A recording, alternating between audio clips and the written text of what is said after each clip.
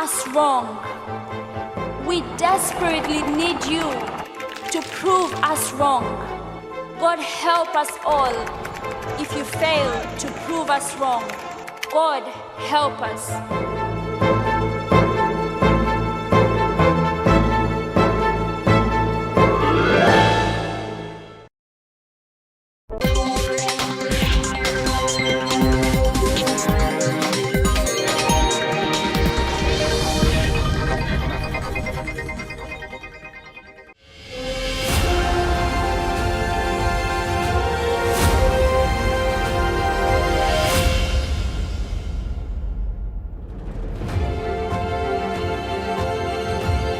Hello everyone and welcome to this Diwali edition of This World, and a very, very happy Diwali to everyone who's watching this program.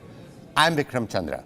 On the show today, we're going to be taking a look at the political situation in the United States, where it's been looking like a Trump versus Biden rematch in 2024.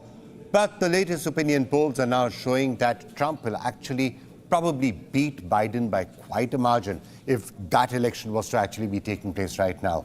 Does that change the entire equation? Could there be new permutations?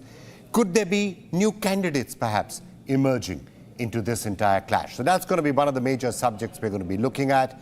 And the second major story we're going to take a look at is a humanitarian catastrophe that might be rolling out, no, not in Gaza this time, but in Afghanistan, as 1.8 million refugees are perhaps on the point of being pushed out of Pakistan back into Afghanistan. All of this in the middle of winter.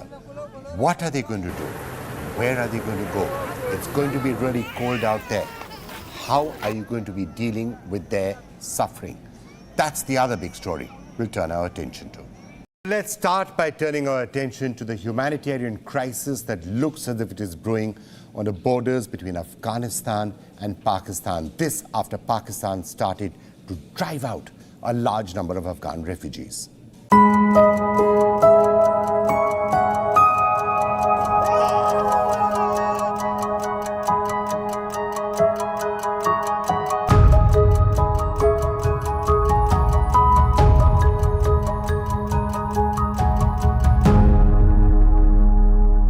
Following the expiration of a November 1st deadline that required illegal migrants to leave the country, Pakistan has started rounding up, detaining, and allegedly beating up tens of thousands of Afghan refugees in the country.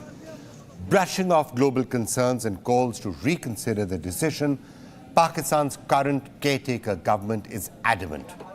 After struggling to rein in the Pakistani Taliban outfits operating within its country, Islamabad wants to make a statement here. They want to say, look, we are serious about our nation's security, and they have issues with the Taliban government in Afghanistan, the same Taliban that Pakistan has propped up to reclaim the country from what was once called the Northern Alliance and use it for its own strategic purposes.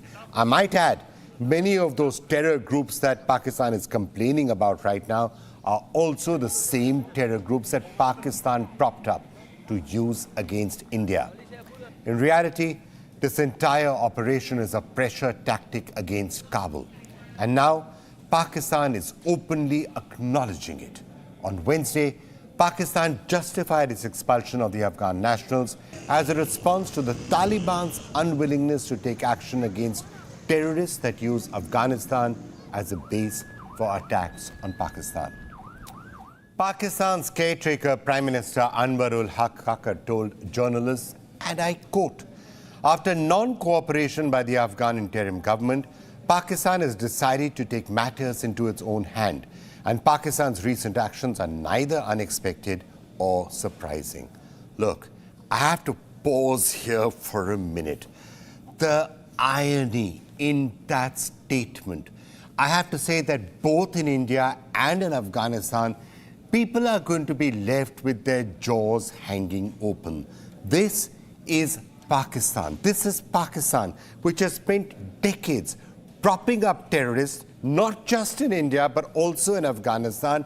And this is Pakistan now complaining about cross-border terrorism. This is Pakistan saying, Our neighbor, Afghanistan in this case, needs to do more to control terrorists that are targeting us. That's Pakistan's stance.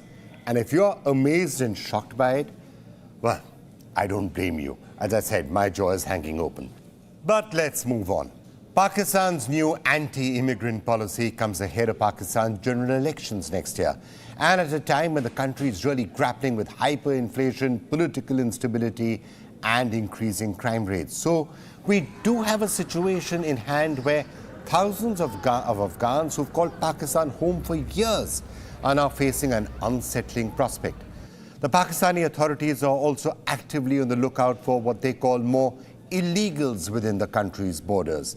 Kakar also put the blame of 15 recent suicide bombings on Afghans living in the country. And the Pakistani Prime Minister said, and listen to this, he said that the country had repeatedly voiced concerns about Afghanistan being a haven for terrorists. And he said that the Taliban government did not take adequate action. Now, again, I can't help saying that people all across Afghanistan and people in India would be sitting here with their jaw open, hearing a Pakistani Prime Minister saying this after what Pakistan's old stance on terrorism has been said. But I'm going to move on once again. Kakar did not hold back while pointing fingers at the Taliban, who have, of course, traditionally been viewed as Pakistan's allies because Pakistan propped them up for decades.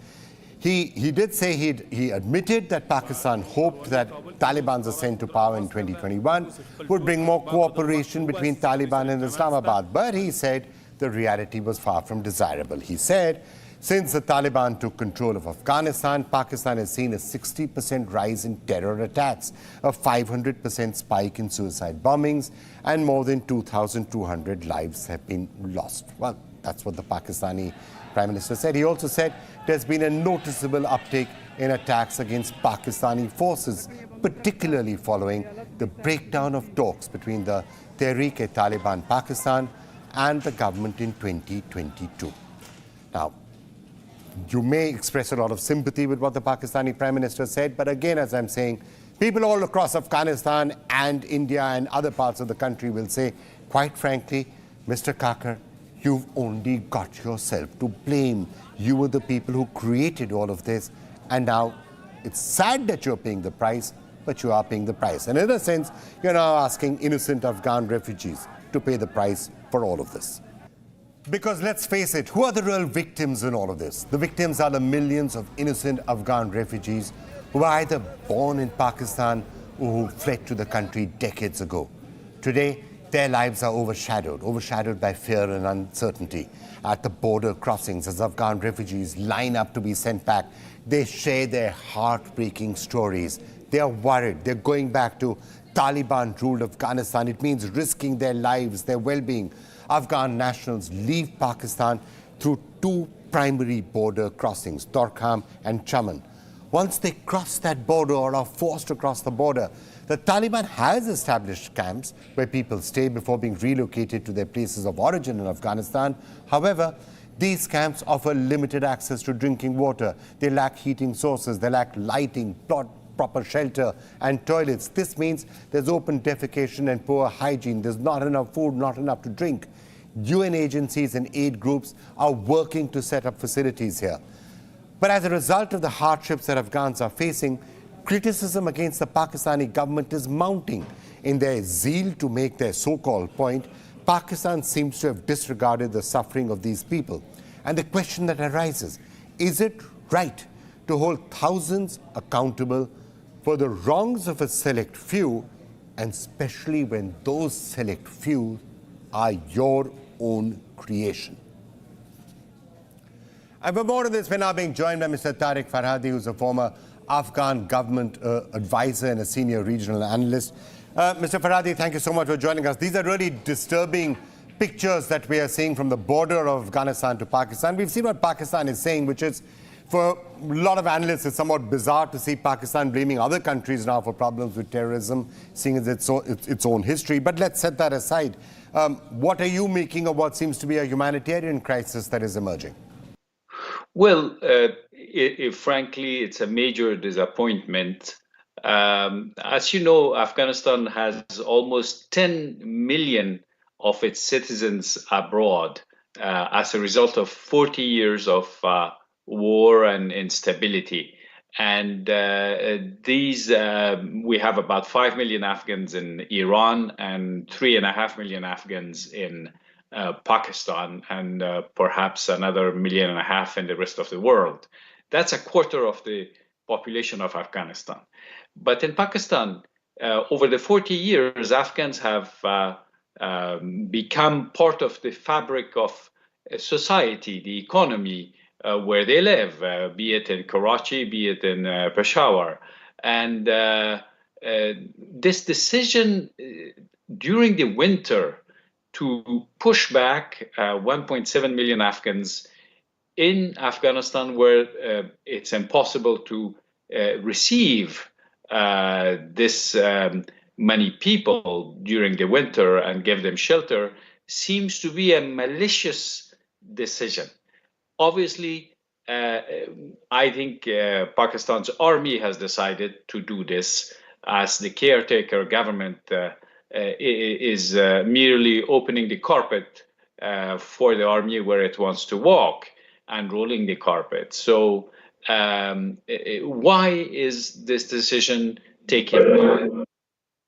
Well, I think one of the things that is making this entire humanitarian crisis at a time when the world is already dealing with things like Gaza so particularly acute is because, let's face it, the Taliban have been creations of Pakistan over the last 20-25 years, and a lot of these groups that Pakistan is now blaming are also creations of Pakistan.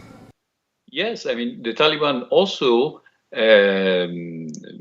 acknowledge that in the last 20 years, their base was in Pakistan. So Pakistan is complaining about TTP, but TTP also is a creation of Pakistan itself. It didn't come about in Afghanistan. TTP was a creation of Pakistan. And Taliban were supported by Pakistan. The Taliban recognized that. In fact, the Taliban regime's officials have a mild reaction to this. They have just said that Pakistan's security problems are the responsibility of Pakistan itself. But the bad will that this creates with the population of Afghanistan, as this crisis is unfolding, because it's the beginning of it, if the army doesn't change its decision, it is still time to change this decision. The bad will that it represents for Pakistan with the international investors, because frankly, let's say it clearly, it's a man-made humanitarian disaster that this decision is creating in Afghanistan. You see the images of children, women without shelter in the winter. And Pakistan is saying these are terrorists.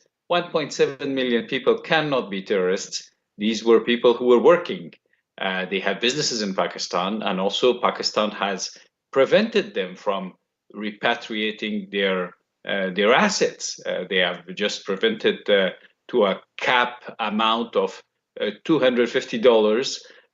Even if somebody had a larger business, they would have to leave their assets behind. So there is mischievousness in this decision that will not go well with the partners of Pakistan internationally. And if Pakistan wants to have good relations with Central Asia, it's only through Afghanistan that can be achieved. If Afghanistan is not happy with Pakistan, I think the land route to Central Asia for Pakistan will not be secure. All right, Mr. Farhadi, thank you so much for joining us with that.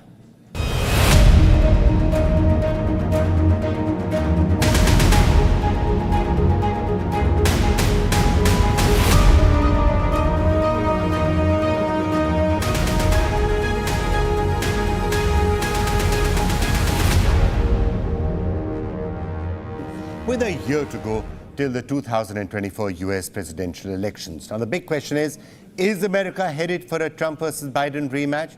Now, according to opinion polls, the former President Donald Trump is leading in case it was to be a rematch of what happened in 2020.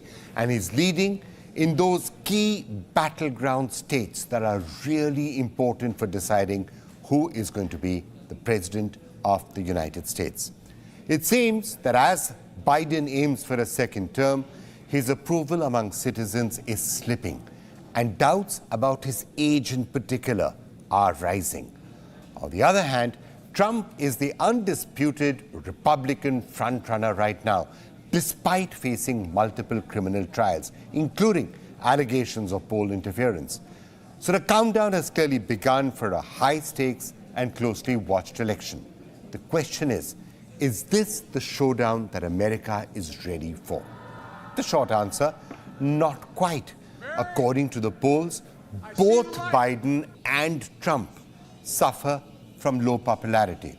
However, for those who overwhelmingly believe that the country is heading in the wrong direction, but they seem to be directing their frustrations at the incumbent president. That's somewhat logical. If people are unhappy, whom do they blame for that? Well, not the former president. They tend to blame the present leader. And for more on this, we're now being joined by Christi Knight, who's a podcast host of the Christi Knight Show, and also by Justin Olson, pollster with American Pulse. Christi, if I could just start with you. Wanted to ask you about these opinion polls. Right? Okay, it's just one poll, but it must be a little bit alarming for the Democratic Party, seeing as 5 of the critical battleground states seem to be moving from Biden to Trump. Well, I think what you referencing as it relates to the polling numbers, it's not that Donald Trump is getting stronger, it's that President Biden is actually getting weaker. If we look at the swing states and we break out the crosstabs of the polls, former President Donald Trump is really leading in some states by 2 percentage points, in other states by 4 or 5. And what the poll numbers are showing is that Donald Trump is really in the same position that he was in 2020. And so the question for Democrats and for the Democratic Party is, what can we do to make up the gap in these key swing states like Michigan, like Pennsylvania, like Ohio, even states like Georgia? But even then, if President Biden isn't the person who should be leading the top of the ticket, it is time now to reconsider if we should select another person. But if it's not, what will his advisors do to make sure that we can make up the gaps in these respective states, and how we can message to the base of his supporters about why he deserves a second chance? I'm just going to ask you to pause that thought about another Democratic candidate just for a second or two. But Dustin, your take on this, because look, if you look at what those polls are really showing, if 5 of the swing states go from Biden to Trump, then if an election was to be held tomorrow, Trump would once again be the president of the United States, and by a landslide. Yep. So we actually, for American Pulse, my polling firm, we did a poll at the end of last week, and we found the exact same thing on our national survey. 2 things. First, we found that Donald Trump has increased his support within the Republican primary. We actually asked Republican primary voters, do you think the primary is basically over? And they said yes. Now, Crystal just pointed out what I think is what President Biden's biggest challenge is, that we asked the same kind of question of Democrats, and Democrats said about 36% said that they definitely want Joe Biden to be their nominee, and 35% said they want somebody else. And then we went ahead and just said, well, who would you like? And again, only about 35% said Joe Biden, and 17% said Gavin Newsom, and then other people after that. So there's definitely people are looking to have somebody different as president. Dustin, so if you actually look about it, at least on the Republican side, there are people who've thrown their hat in the ring. There are many challengers to Donald Trump in the Republican Party. There aren't right now for Biden. So there are people who are saying we want to be the Republican candidate. The polling that we are seeing right now, does that, you think, reflect a pro-Trump vote, or is it an anti-Biden sentiment? Yeah, it's a great question. It's they actually have very similar. We asked favorabilities. They actually have very similar favorabilities and unfavorabilities. We asked people, do you have a favorable opinion? Do you have an unfavorable opinion? And they both have basically very exactly the same favorable numbers. So there's definitely people who are very unfavorable to both of them, and there are people who are very favorable to Donald Trump. I would say the problem for Joe Biden is there's not that many people who are very favorable for Joe Biden. Christi, let's just turn back to that question of a second possible candidate in the Democratic Party right now. Look, there's nobody in the Democratic Party right now that seems to be challenging Joe Biden. It's almost being seen as a fait accompli that he is going to be the candidate once again. But let's face it, there are a lot of people who've got questions about Biden now. The question of his age is clearly becoming a bigger and bigger issue, a question of how he's handling things like the economy, how he's handling foreign policy, the fact that the world seems to be falling apart under his watch. All of that could be hitting him very much. He is the guy who's going to end up getting blamed for this, whether he likes it or not, because he is the president. Is there going to be a moment where the Democratic Party says, all right, we need to sit back a little bit, we need to think about these issues, and the age issue in particular, and we need to find someone else? Well, I think, that's something that the Democratic Party is staring down the pipe hole right now. We already seen David Axelrod, who is a deep and long Obama supporter, come out and say that the president should reconsider. There have been people who've already stated that they intend to, or they would like to primary President Biden. Cornel West, Phillips, Marianne Williamson. There are people like that, but they're not the most viable candidates to actually challenge a President Biden in a primary. They don't have high name recognition. Dustin mentioned Gavin Newsom, which is the governor of California. He likely has a better chance, but candidates like Gavin Newsom absolutely will not step up to the plate unless the Democratic establishment is behind them. And what that means is President Biden has signaled or has stated that he does not intend to run. Until that happens, until the president and his advisors make a collective decision that he is not the best person to move this country forward, I don't think that we'll see any real viable candidates step up and get into the ring without the party actually supporting their candidacy or their attempt to even have a primary. And so I think that the Democratic Party is really at a crossroads right now. Should we stick with the president and make him stronger on all of these things that you just mentioned, like immigration, foreign relations, inflation? These are things that the president is failing on, particularly among Black supporters, young supporters under the age of 30, and Latino supporters. Or should we change course and find another candidate now? Because we're, a few months away from the new year. And if we're going to make a change, we have to do it in short order. Dustin, well, there are about a year to go for the elections, almost exactly a year to go for the elections. A couple of months back, it was looking Biden versus Trump was a sure shot. Now, questions around Biden. I'm not saying that it will not be Biden. It may well be Biden, but there are at least some questions around that. Let me ask you this question. Is it definitely Trump on the other side? Is it definite that Trump will be the Republican Party's candidate in 2024? Yeah, so in our American Pulse survey, which people can go to pollingclub.com to get for free if you'd like to see the numbers yourself, we actually had the former president at a 49-point lead nationally, and everybody else, the closest to him is DeSantis at 12%. That's just really, that's historic as far as lead goes. And we asked Republicans, do you believe that this primary is over? And almost 70% said, yes, it's over. So we're really talking about who can get into second place, but second place is in the low teens. So I don't really think that that's possible. It will take malfeasance in order to have somebody else be the nominee. All right, Dustin, Christi, thank you so much for joining us. Let's see how it all pans out over the next 12 months. And that's all we have time for in this episode of This World. But we'll be back again next week with all the big global stories and our special analysis of them.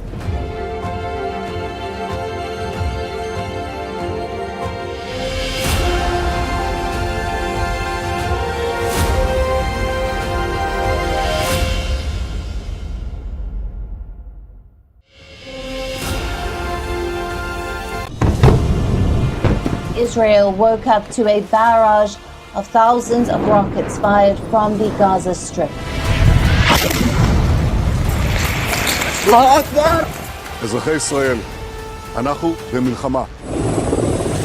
Hostilities have broken out between Israel and Palestine, and the tensions that had been gathering steam over the course of the last several weeks and months. The siren has gone off. I don't know if you can hear it in the background. what's going on. I'm going into the shelter now. So it's a very, very serious situation here across Israel. It's a state of emergency.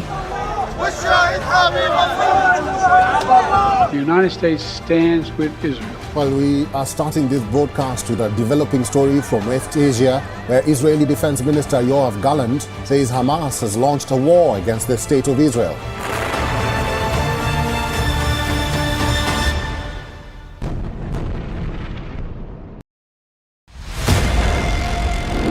It's easy to tell you a flat story. It's easy to show you what's happening around the world. We do the difficult part. This weapon has been banned, but the US, Ukraine and Russia do not find the bombs problematic. We also tell you why what's happening. New drug is making a difference in the fight against Alzheimer's. This medicine helps slow down a patient's cognitive decline. We look beyond the text. We give you context. Is China preparing for a war in the Himalayas? And tonight, we come to you with some proof. Hypocrisy is stunning. Do leaders mean what they say? Do they ever say what they mean? To find out how real news affects you, your decisions, Just when Iran took one step in the right direction, its moral police is planning to drag it further back. And once again, the victim will be women. watch Gravitas. And thanks for tuning in. We don't impose our views. Did India threaten to ban Twitter? Either that or Jack Dorsey is lying to you. That is Gravitas. We let life breathe through our show. Gravitas, the informed show for an intelligent audience. Hello, welcome to This World. Vladimir Omelyan joins us from Kiev, and he is currently on the front line fighting Russian troops. We believe that the world should be ruled by democracies. I was interviewing you on television a couple of weeks back. That's right. And you said, if you really want to understand Jerusalem, why don't you come here and see it? And you came. Here I am. Mass shooting after mass shooting after mass shooting. Why this cannot be fixed? There are 425 million guns in the United States, which is more than the population. The problem here is Trump has been able to make the argument that this is a political prosecution and that he's being singled out unfairly. Defend our nation. You are saying we could have a cure for cancer. We'll have treatments for many cancers in this decade, and they're going to come from India. Downside is that it could potentially wipe us out. But let's start with the upside first. The upsides are absolutely enormous. The potential uses of this are almost unlimited. I only discovered AutoGPTs about a week ago and started writing about them. And after I started writing about them, Jeff Bezos followed me on Twitter, and all kinds of crazy amounts of people have been contacting us. The show where we get you the week's biggest stories from around this world.